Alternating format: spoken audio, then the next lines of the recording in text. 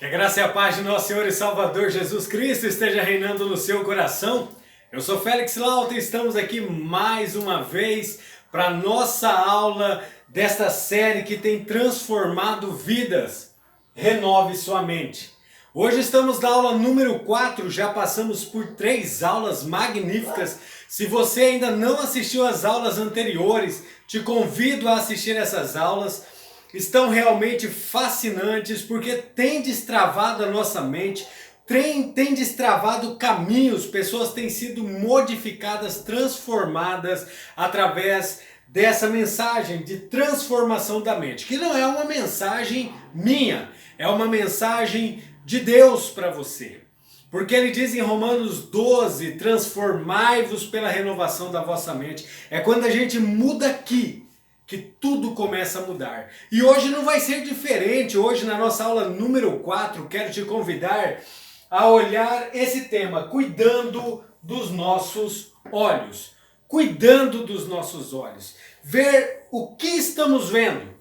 Já trabalhamos na questão da nossa mente, da forma como vemos o mundo, da forma como Deus nos vê, da forma como nós nos vemos. Já trabalhamos aqui a mudança de pensamento, a importância dos nossos pensamentos para uma vida mais gratificante, para uma vida melhor. E hoje na nossa aula número 4 vamos falar dos nossos olhos, que faz toda a diferença. Então eu te convido nesses próximos minutos a estar comigo aqui. Você que está me assistindo agora, você que vai me assistir em qualquer outro horário, te convido a estar comigo nessa questão, renove sua mente. Mude a sua perspectiva, mude a forma como você pensa, mude a forma como você vê a você mesmo e como Deus vê você. Deus te vê como uma pessoa que nasceu para vencer, que nasceu para dar certo, que nasceu para ser feliz. Deus te vê como uma pessoa que está neste mundo e ainda que passe por tribulações, Deus te vê como vencedor. Porque Ele já determinou o seu futuro. Ele já sabe que você veio aqui para vencer. Então a decisão que vamos tomar hoje é de continuarmos sendo vencedores. Não somos dos que retrocedem. Não somos dos que voltam atrás. Então Deus nos convida a nos vermos assim. Pessoas vitoriosas. E o objetivo dessas aulas, dessa série, através aqui da galera que nos auxilia, que é o pessoal da Rede Comuna, o objetivo é propor para os cristãos uma maneira bíblica de renovar a mente e experimentar a vontade de Deus nesta terra. Experimentar a vontade de Deus nessa terra. Então este é o convite de Deus para nós. O que Ele preparou para mim, o que Ele preparou para você, Ele nos convida a experimentarmos aqui nessa terra. O tema, como nós já vimos, cuidando dos nossos olhos. Cuide. No que você está pondo os seus olhos? Eva colocou no fruto proibido. Davi colocou em Batseba. Alguns homens têm colocado os olhos no dinheiro, naquilo que não lhe pertence. Outros têm postos os olhos em Cristo. Outros têm postos os olhos em Deus, em Cristo. Outros têm postos os olhos em outras coisas. Mas a Bíblia diz que aquele que colocou os seus olhos em Deus, ele diz assim, olhai para mim e não sereis confundidos. Coloque teus olhos em Deus, faça com que Deus seja o seu alvo, o ponto que você tem de olhar, a sua meta. Então nesse primeiro momento, o tema da nossa mensagem, cuidando dos nossos olhos, tem por versículo base Mateus 6, 22, 23, que diz, se seus olhos são como uma lâmpada que ilumina todo o corpo. Quando os olhos são bons, todo o corpo se enche de luz. Mas quando os olhos são maus, o corpo se enche de escuridão. E se a luz que há em vocês é na verdade escuridão, como é profunda essa escuridão. Olha que coisa interessante. Mas quando os olhos são maus, o corpo se enche de escuridão. Você está vendo, mas você vê tão mal, os seus olhos estão tão maus que o seu corpo enche de escuridão. Mas quando os seus olhos são bons, o corpo todo ilumina. Como têm sido os seus olhos? Vamos ver um pouco mais sobre isso.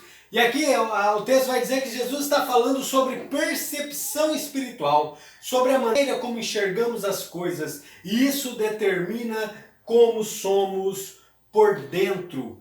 A forma que eu sou por dentro, porque se os olhos forem bons, todo o corpo ilumina. Mas se os olhos forem mal, então eu vou encher de escuridão. Ainda que eu veja, meu corpo estará todo em escuridão. Então, essa questão espiritual é muito, muito forte. O que vamos aprender hoje então? E a pergunta para o nosso aprendizado de hoje, baseado neste versículo de Mateus 6, 22, 23, é esta: o que pode estar afetando nossos olhos espirituais? O que pode estar afetando nossos olhos espirituais? Então, este é o aprendizado de hoje. Vamos descobrir então. Paulo, em sua carta aos Colossenses, fala sobre verdades que afetam diretamente a nossa maneira de enxergar e faz com que nosso interior seja cheio das promessas de Deus. Nós vamos ler Colossenses capítulo 1 em diante ali e nós vamos ver isso daqui. Que Deus faz nos enxergar de uma forma tão diferente que o nosso corpo começa a se encher de promessa, que o nosso homem interior vai ser vivificado, a nossa vida será diferente.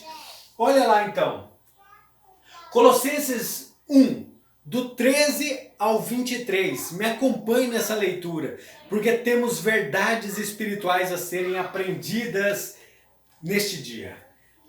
Colossenses capítulo 1, 13 diz assim: pois ele nos resgatou do domínio das trevas e nos transportou para o reino do seu Filho amado, em quem temos a redenção, a saber, o perdão dos pecados.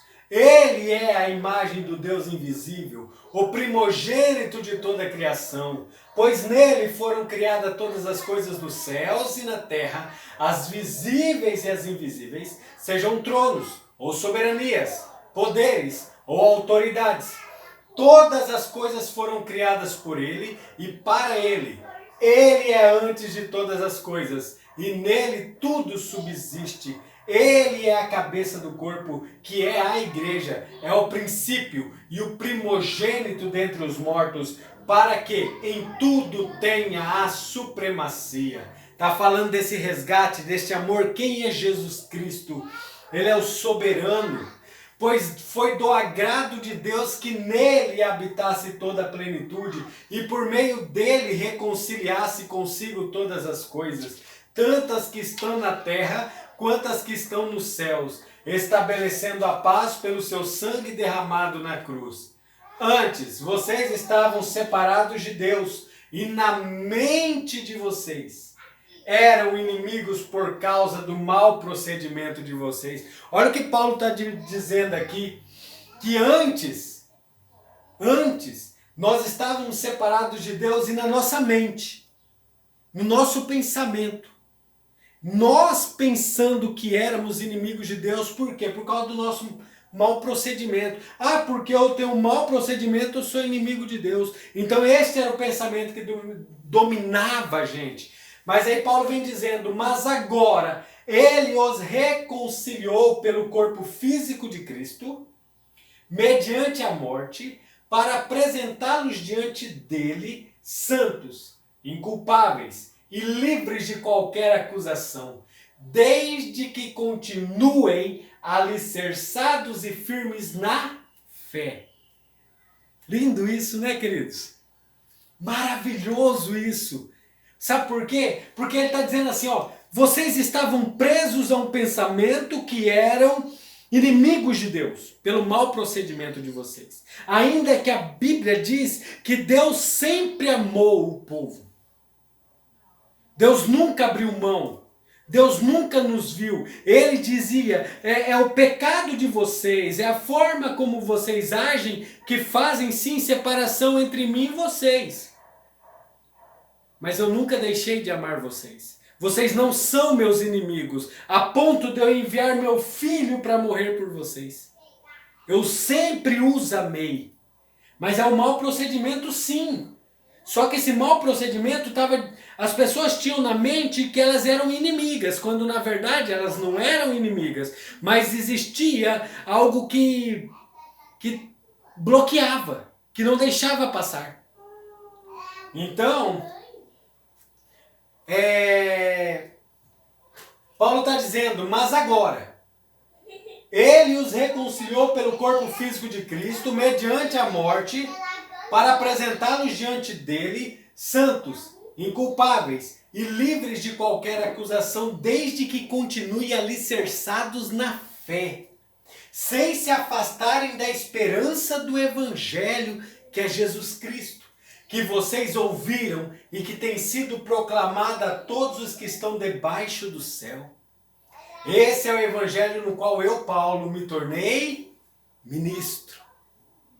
Desde que vocês continuem firmes, desde que vocês não se afastem, desde que vocês permaneçam na fé, vocês vão vencer, vocês vão prosseguir, desde que vocês mantenham a firme esperança, vocês estão reconciliados com eles e serão santos, inculpáveis e livres de qualquer condenação. É isso que Paulo está dizendo. Então, em 3 pontos, fomos libertos do domínio das trevas. Colossenses 1,13, ou seja, a redenção que recebemos por meio do sacrifício de Cristo é libertação que acontece por meio do pagamento de um resgate. O inimigo nos tinha por poder, mas aí Jesus foi lá e pagou o preço de sangue, ele nos resgatou. O perdão que recebemos significa que nossos pecados foram apagados da memória de Deus, como se nunca tivessem sido cometidos. Por isso, diante dele, somos justos e santos.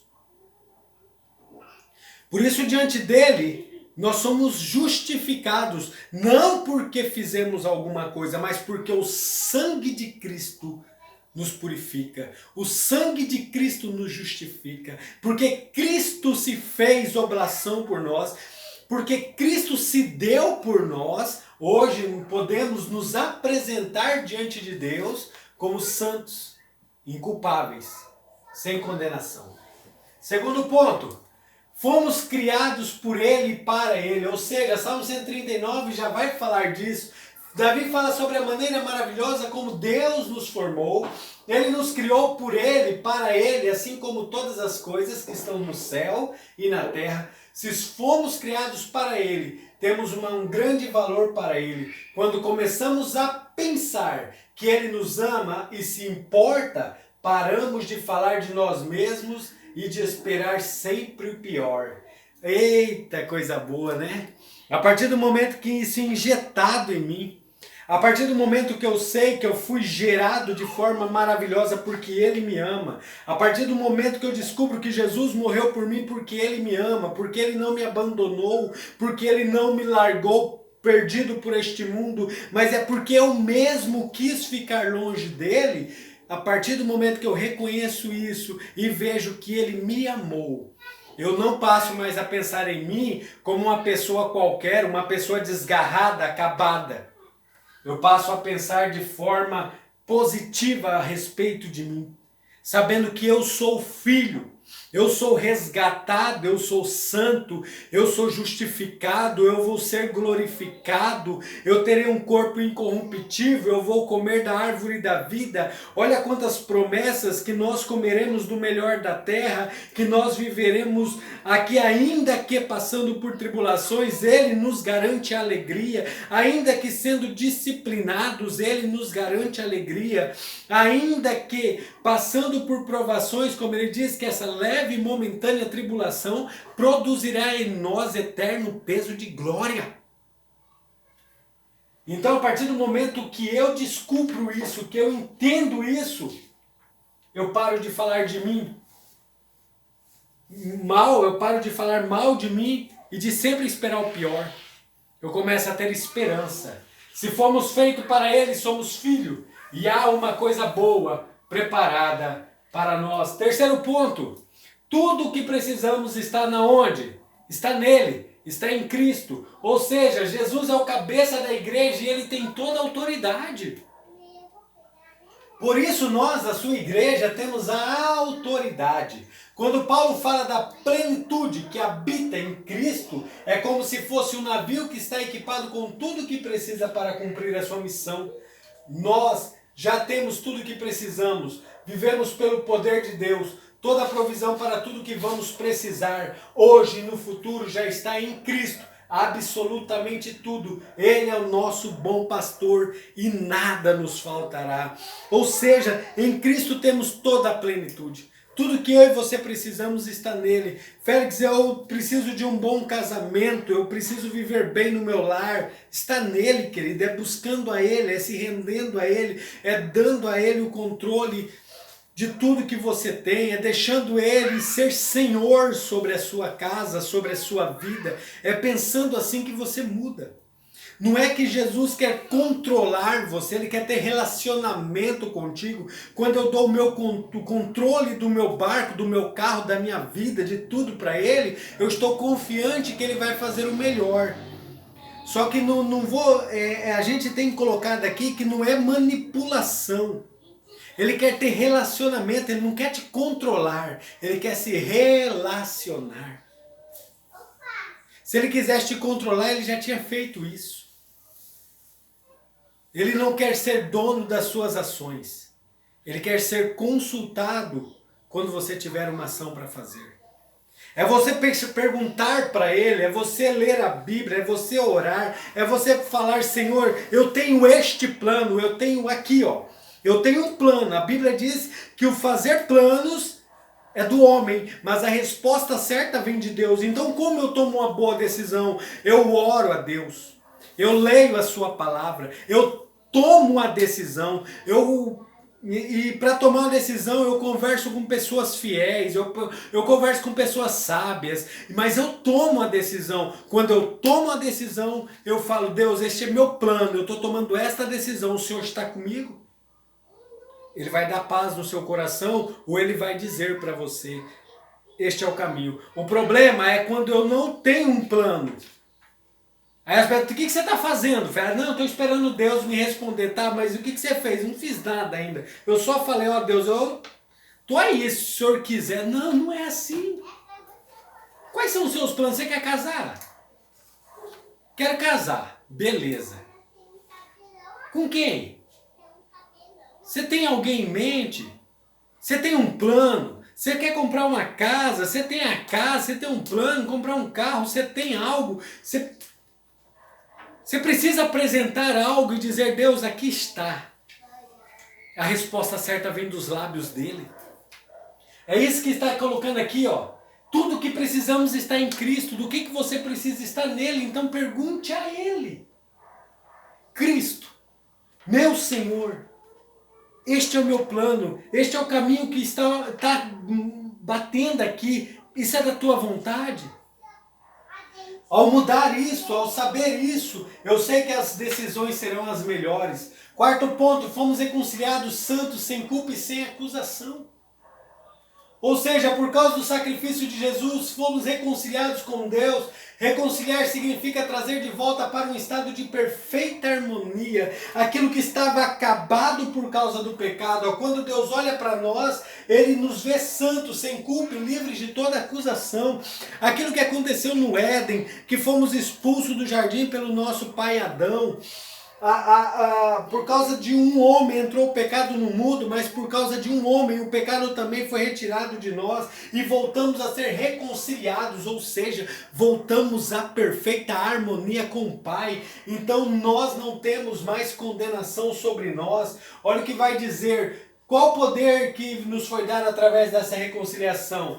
Não estamos mais separados de Deus, este é o poder. Isto é o que nós temos de certeza, não estamos mais separados de Deus.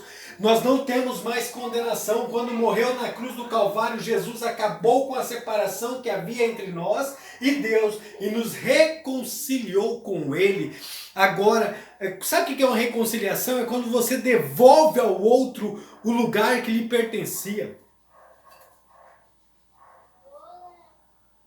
Quando não há uma reconciliação, basicamente, nós que trabalhamos com casais, muitas vezes você está trabalhando com um casal, aí houve ali um adultério, houve alguma coisa que quebrou a harmonia. Aí, nesta quebra da harmonia, entra toda a parte de aconselhamento, entra a oração, entra o perdão, aí entra a reconciliação.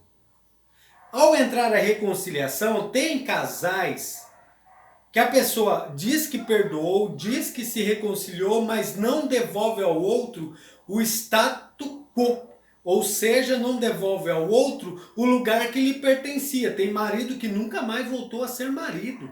Tem esposa que depois do adultério não voltou a ser esposa. Sabe? Quando aquele pai do filho pródigo vê o filho voltando, o filho pede perdão, ele perdoa, e a primeira coisa que ele faz é devolver o filho ao status de filho. Ele não diz, olha, você fica aqui, eu vou te dar você vai ficar aqui de observação, você vai ficar aqui de banco, eu vou te observar para ver se você pode voltar a ser filho. Ele não faz isso. O perdão é dado justamente para isso. E devolver ao outro o status quo. Isso é reconciliação. É pegar o filho e devolver ao status de filho e tratá-lo como filho. É devolver ao marido o status de marido e tratá-lo como marido. É devolver à esposa o status de esposa e tratá-la como esposa. É devolver a qualquer pessoa o status que lhe convém, de sogro, sogra, tio, tia. Não importa o status. Isto é reconciliação. Olha lá como é que tá, filha. Tá de boa. Qual o poder que nos foi dado através da reconciliação? O de ser santos. Significa separados, puros de todas as faltas, com direito a um relacionamento especial e direto com Deus. Isso é ser santo. Segundo, sem culpa. Significa que o peso da nossa consciência foi tirado.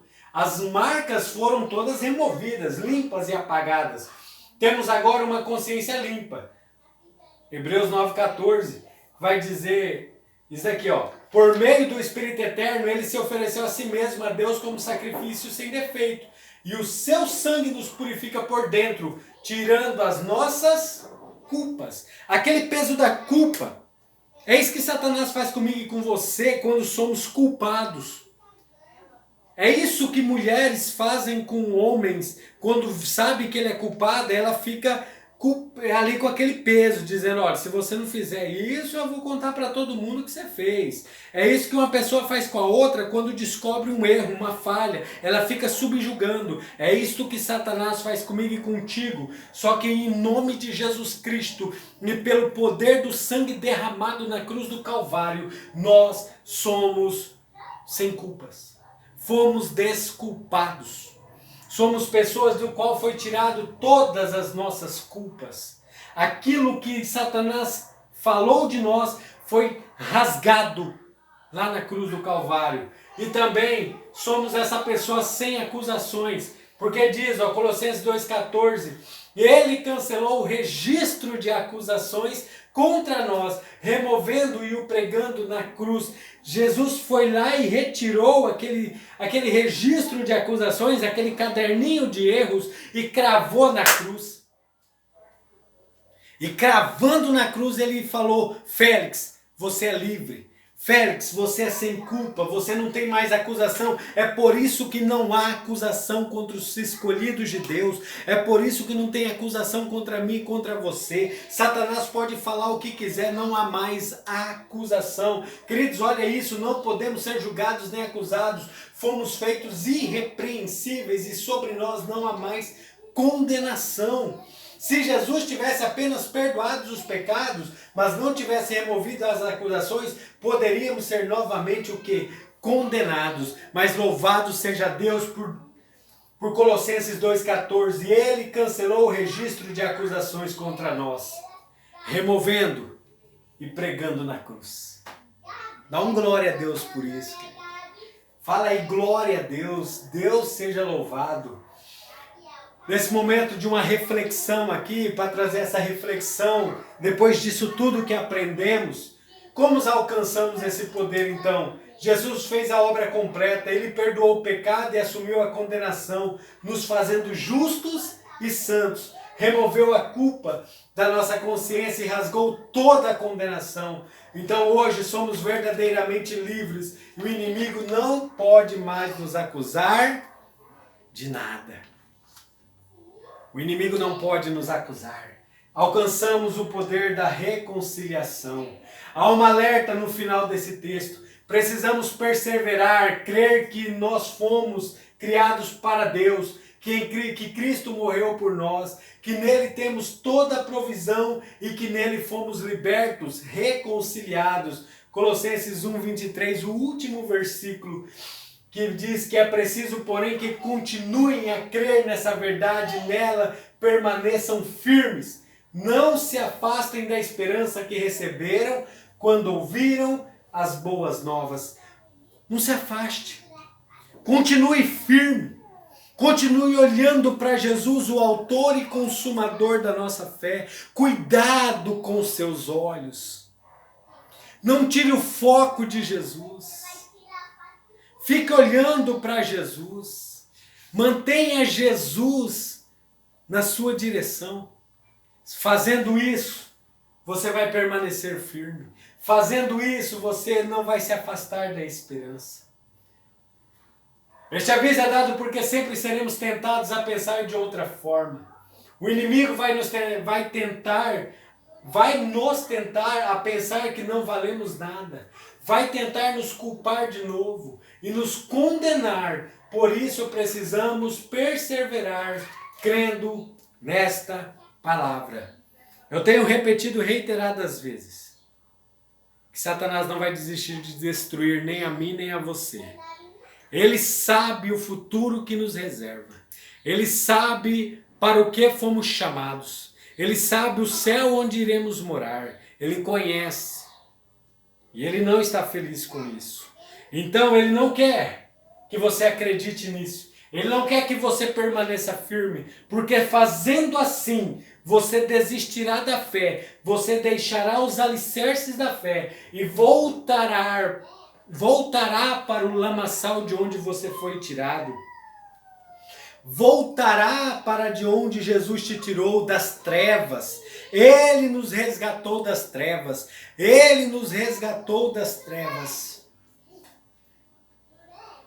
Nossa vida não precisa mais sofrer as consequências da culpa, da acusação e da condenação. Não há condenação para os que estão em Cristo. É isso que diz Romanos capítulo 8, versículo do 1 ao 3, e eu leio para vocês aqui. Romanos capítulo 8, versículos do 1 ao 3. Marcelo Cepage.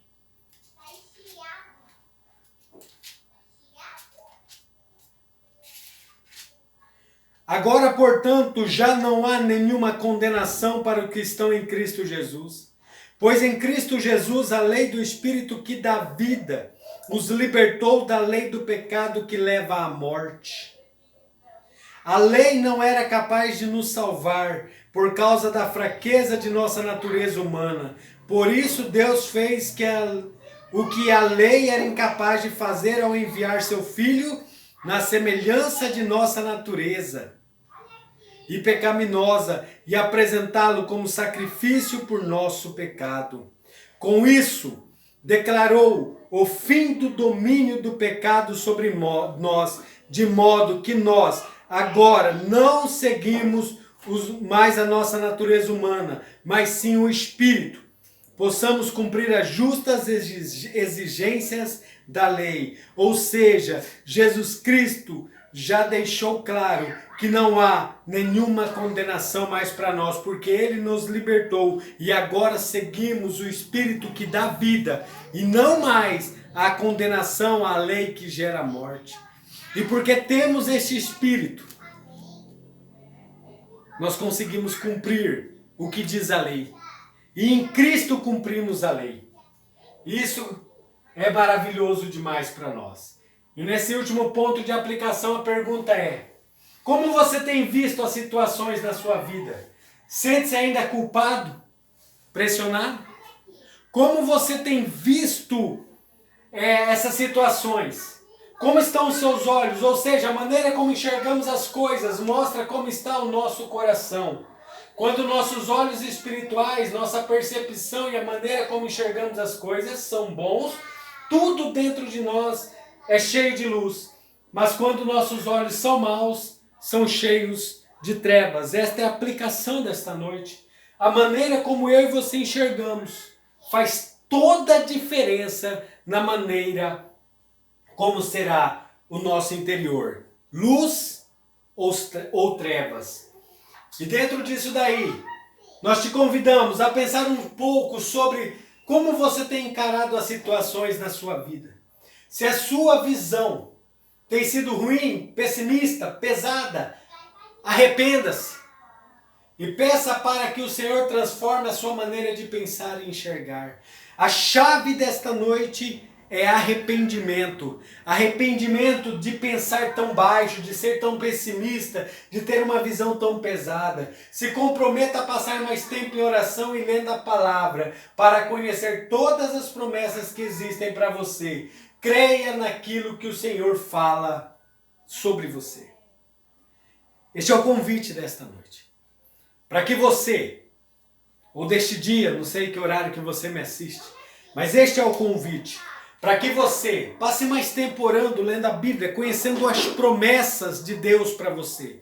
Para que você deixe de lado esta visão pessimista. Para que você deixe de lado esta visão que te joga para baixo. Essa visão que Satanás tenta impor sobre você, que você não vale nada, que você não presta, que você não é querido, que você é ovelha negra, que você nunca vai dar certo. Longe disso, Jesus te chamou para a liberdade. Jesus te chamou para ser vencedor. E você já é vencedor. A Bíblia diz que nós já estamos assentados com Cristo nas regiões celestes. A Bíblia diz que nós já fomos abençoados com todas as sortes de bênçãos nas regiões celestes. Então tudo está em Cristo.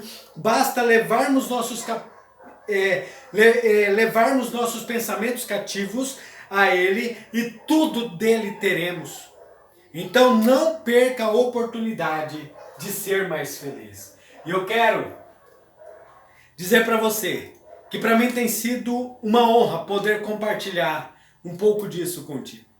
Dizer que ainda faltam 2 aulas. 2 aulas onde vamos aprofundar um pouco mais na questão da nossa mente, da forma como Deus quer que a gente pense. E eu te convido a não perder nenhuma das 2 aulas. Quero orar por você e dizer: Pai, em nome de Jesus, abençoa cada irmão, cada irmã que esteve presente conosco, que assistiu, que vai fazer a diferença esta aula na vida deles. Pedir que a tua palavra seja enxertada no coração de cada um deles e que eles sejam cheios da tua graça, cheios do teu Espírito Santo e a mentalidade deles mude no nome de Jesus. Meu Deus, em nome de Jesus, que esta palavra os alcance e que esta palavra faça